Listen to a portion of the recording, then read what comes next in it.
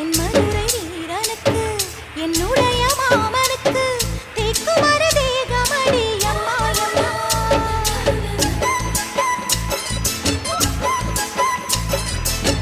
மாமன் பெற்ற பெண்ணுனக்கு மையெழுதும் கண் எதுக்கு என்னை வந்து கொல்லுதடி அம்மா அம்மா.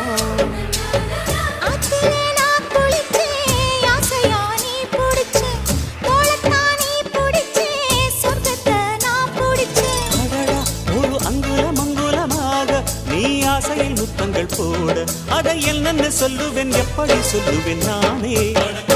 சந்தனமே குங்குமமே நில்லடியோ இனி